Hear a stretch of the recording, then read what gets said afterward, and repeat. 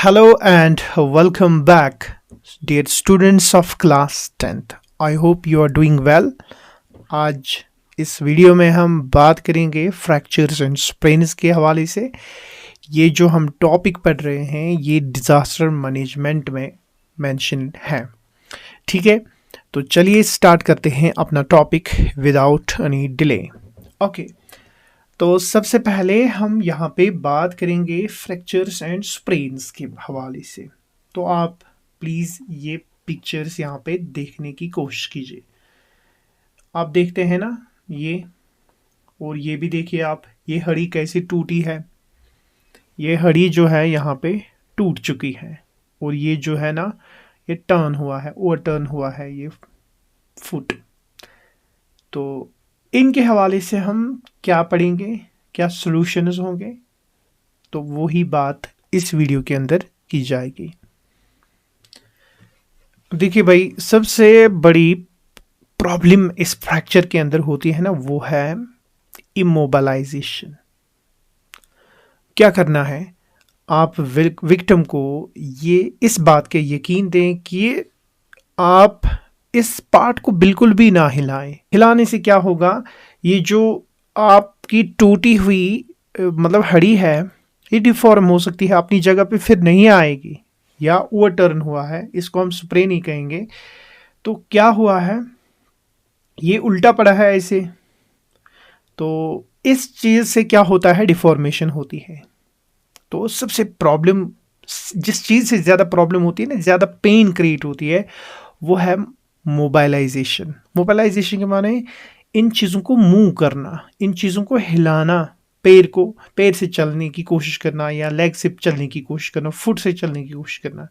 तो अल्लाह ना करे, ये काफ़ी ज़्यादा पेनफुल स्टेट होती है।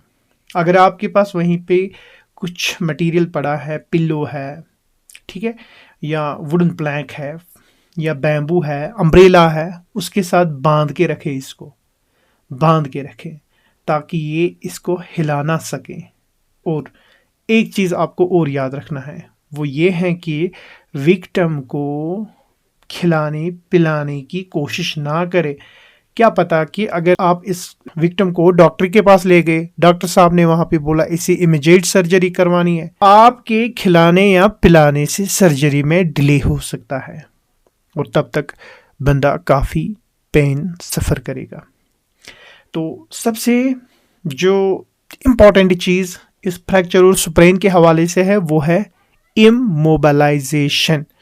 इसको बोलना है कि बिल्कुल इन टूटे हुए या इन स्प्रेन पार्ट्स को हिलाने की कोशिश ना करें। हाँ, यही है।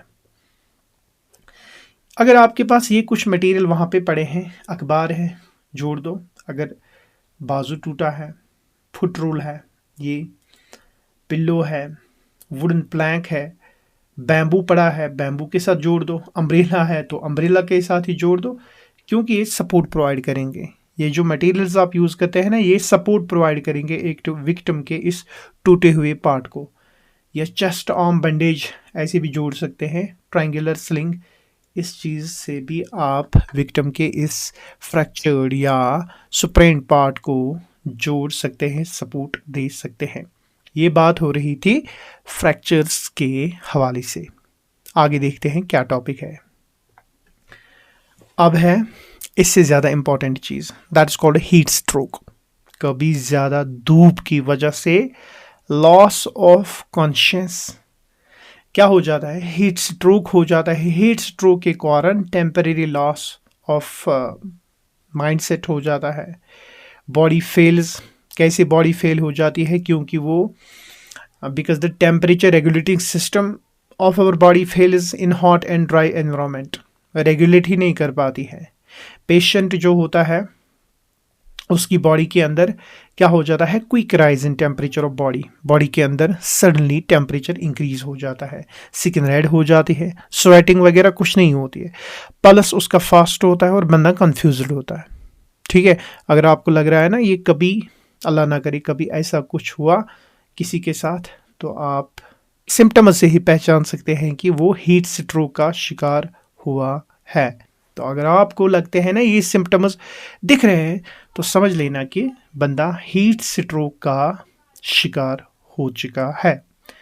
अब हीट स्ट्रोक के हवाले से आप क्या ही कर सकते हैं वो पढ़ेंगे आगे, क्या करना चाहिए और क्या नहीं करना चाहिए। जितना इम्पोर्टेंट डूज है उससे ज़्यादा इम्पोर्टेंट डोंट्स है। लगता है ना आपको क्या नहीं करना चाहिए, तो वही मैं यहाँ पे बताने की कोशिश करूँगा। Immediately take the victim to cool shaded area from hot environment. जहाँ पे गर्मी है, गर्मी से उठा के आप उसको ले चलेंगे कहाँ पे, शेड के नीचे, ये पेड़ के नीचे, यहाँ पे काफ़ी कूल एनवायरनमेंट होगा, शेड होगी, बंदे को यहाँ पे रखिए। हर एक मुमकिन कोशिश कीजिए जिस तरह से इसकी बॉडी का टेम्परेचर कम हो जाएगा। अगर कपड़े खोलने की नौबत आएगी तो लूज़ कीजिएगा, फैनिंग कीजिएगा, फैन रखिए वहाँ पे, पेड़ के नीचे रखिए इसको, ठीक है। क्लोथ्स को वेट कीजिए। जिस मुमकिन हरकत से आपको लगता है ना इसकी बॉडी का टेम्परेचर रिड्यूस हो जाएगा, कीजिए प्लीज़, क्योंकि ये जानलेवा भी हो सकती है। आइस पैक्स यूज़ कीजिए आर्मपिट्स में, ग्रॉइन्स में, ठीक है। और प्लेंटी ऑफ फ्लूइड्स आप इसको प्रोवाइड कीजिएगा, प्लेंटी ऑफ फ्लूइड्स, ठीक है। और इस चीज़ का ख्याल भी रखिए कि विक्टिम जो है क्या वो वक्तन फ़वक्तन यूरिनेशन के लिए जाता है, बार बार टॉयलेट के लिए जाता है या नहीं जाता है, या ब्लॉक ही है। तो अब इससे ज़्यादा इम्पॉर्टेंट है क्या नहीं करना चाहिए, वो हम यहाँ पे पढ़ेंगे। Don't over crowd the area. आपने किस पर्पज़ के लिए बंदे को यहाँ लाया, ताकि यहाँ पे इसकी बॉडी का टेम्परेचर कम हो जाए। Please don't over crowd. Over crowd की वजह से इसके पास प्रॉपर एयरवे नहीं आएगी। अगर आपको लगता है ना इस बंदे की जो हालत है वो बैड टू वर्स होती जा रही है, अभी ठीक ही थी बट बिगड़ रही है, बट प्लीज़ डोंट डिले, आप इसको नियरेस्ट हॉस्पिटल तक पहुंचाने की कोशिश कीजिए, ठीक है। ओके, चलते हैं आगे और एक टॉपिक के साथ। बट इससे पहले अगर आपको लगता है ये वीडियो आपके लिए किसी भी तरह हेल्पफुल है, काफ़ी ज्ञान है इसमें, काफ़ी इंपॉर्टेंट इन्फॉर्मेशन है, ये लाइफ लेसन्स है, तो प्लीज़ आप उस इंसान तक ये वीडियो पहुंचाइए जिसे हकीकत में इसकी ज़रूरत है, या स्टूडेंट्स तक पहुंचाइए जिनको इस टॉपिक की सच में ज़रूरत है। ओके, अब जो हमारे पास टॉपिक है वो है स्नेक बाइट।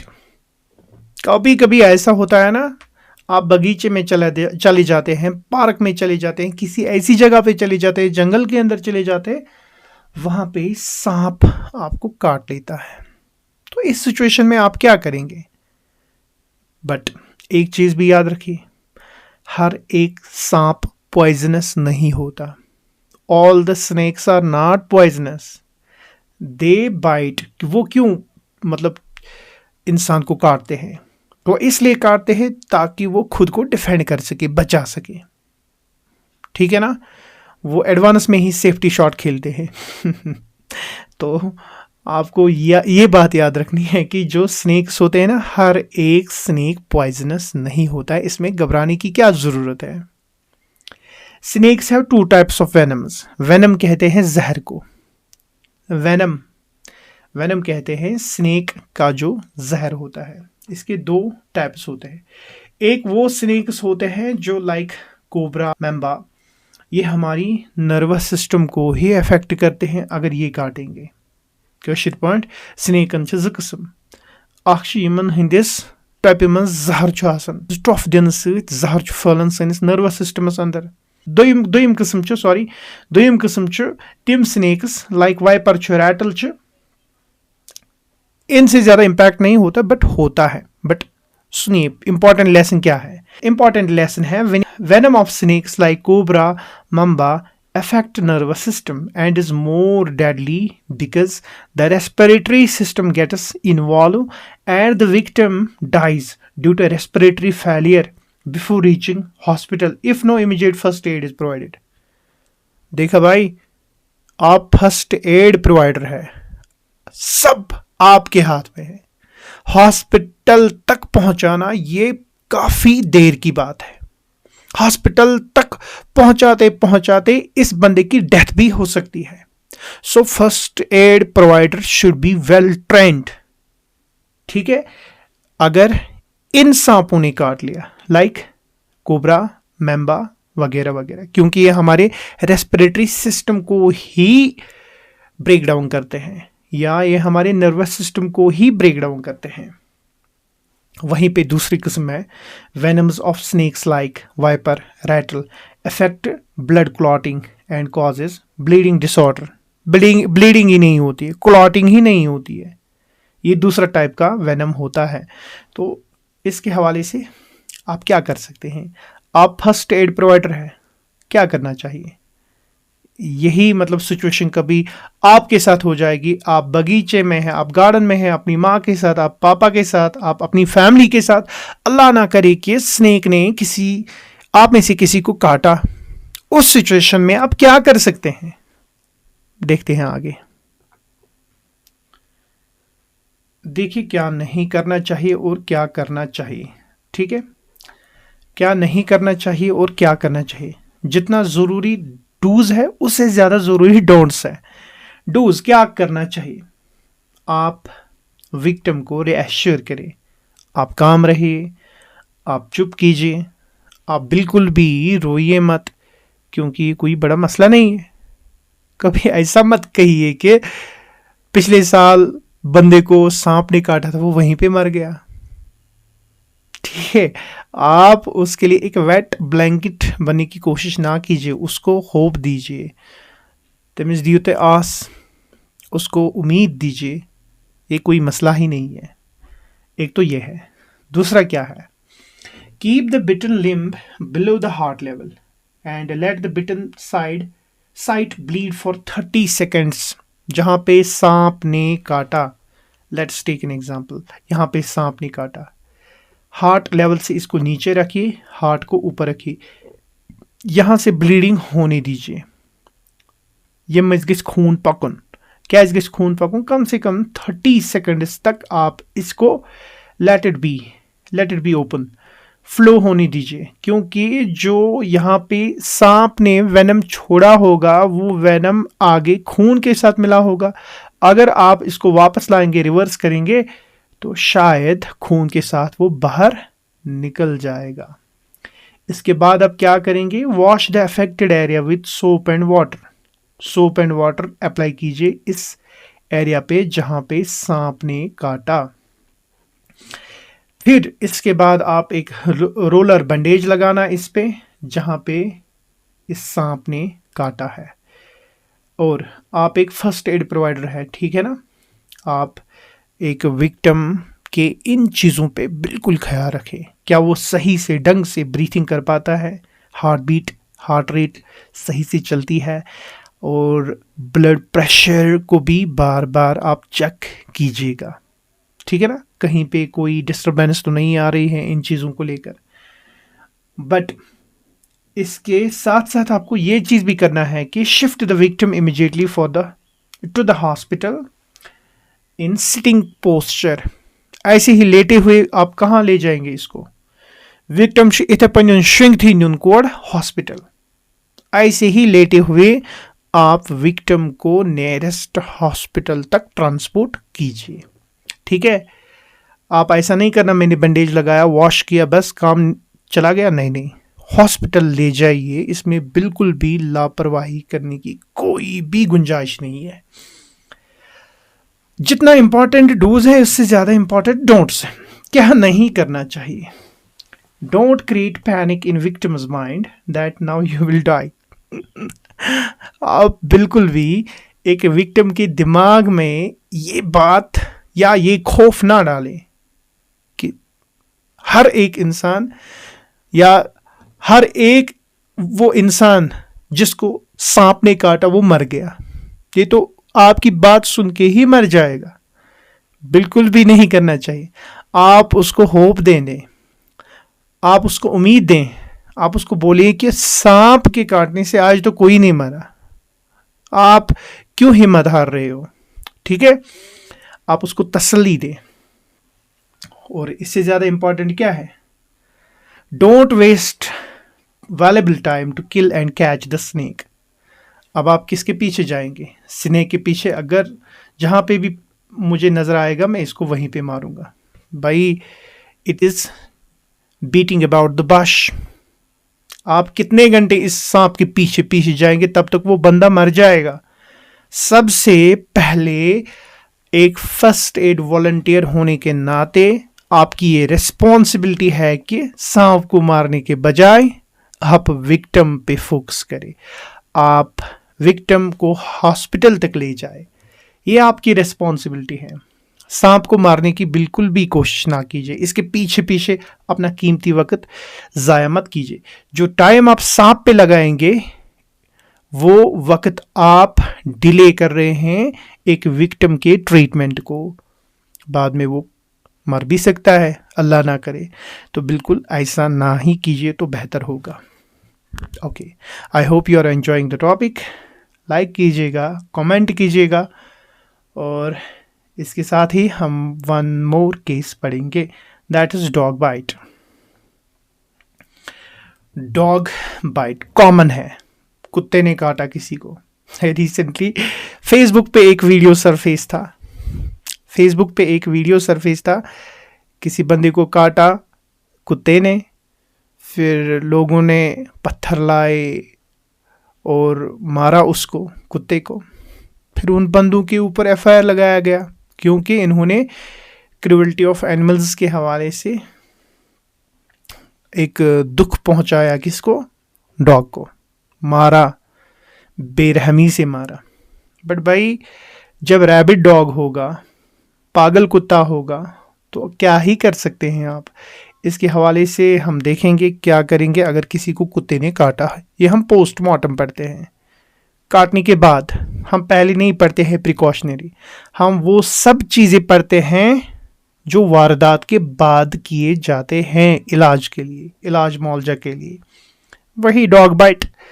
अगर कोई बंदा डॉग बाइट का शिकार हो चुका है, अगर किसी बंदे को डॉग ने काटा है, कुत्ते ने काटा है, पागल कुत्ते ने काटा है, तो ये पता होना चाहिए आपको, डॉग के काटने से आपकी बॉडीज़ के अंदर अल्लाह ना करे एक डेडली डिजीज़ भी फैल सकती है जिसको कहते हैं रैबीज़। काफ़ी जानलेवा बीमारी होती है, काफ़ी जानलेवा, अल्लाह ना करे। तो ये रैबीज़ जो होते हैं काफ़ी जानलेवा होते हैं। इनसे बचने के लिए आपको क्या करना चाहिए वो हम आगे देखते हैं दूसरी स्लाइड में।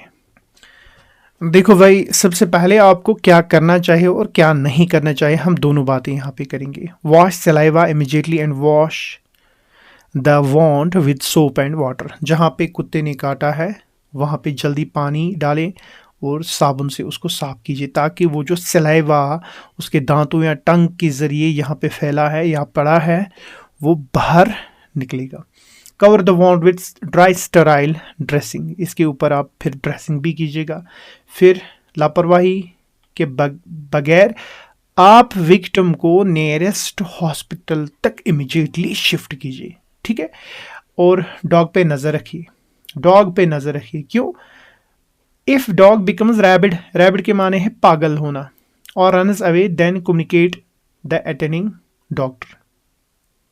हाँ, इंजेक्शन हो जाते हैं इंक्रीज। फिर एक तो नॉर्मल कुत्ता काटता है, कभी कभी पागल कुत्ता काटता है। आप रैबीज़ के इंजेक्शन लेते हैं। जब डॉक्टर साहब को ये पता चलती है कि वो पागल कुत्ता था, तब वो मेडिकेशन इंक्रीज करता है, इंजेक्शन फिर ज़्यादा इंक्रीज करता है। डॉक्टर को ये बताना, victim must receive tetanus toxoid at the earliest. Tetanus toxoid immediately लेना चाहिए। अब क्या नहीं करना चाहिए इसके हवाले से बात की जाएगी। Don't come in contact with saliva while handling the victim. हाँ भाई, काफ़ी इंपॉर्टेंट है। आप फर्स्ट एड प्रोवाइडर है, नो डाउट, इसमें कोई शक नहीं है। आप दूसरे की जान बचाने गए हैं, इसमें कोई शक नहीं। बट इससे पहले आप पे ये रिस्पॉन्सिबिलिटी है अपनी जान बचाएं, सलाइवा के साथ टच ना करें। अगर लग रहा है ना विक्टिम का जो वॉन्ड है उस पर सलाइवा है, आप उसको हाथ से वॉश करने की कोशिश करें, काफ़ी बुरी बात है।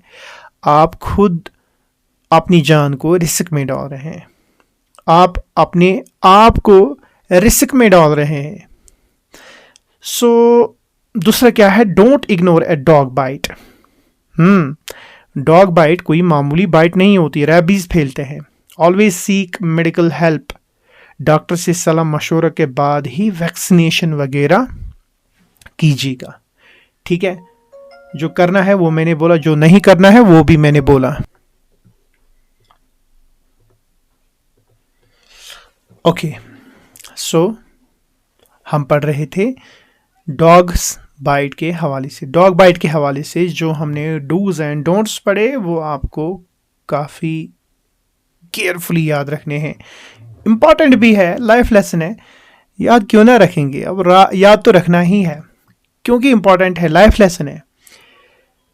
अब लास्ट में यहाँ पे एक स्लाइड है, ये स्लाइड फर्स्ट एड किट के हवाले से है जो हमें स्कूल में, घर में, ऑफिस में रखनी चाहिए।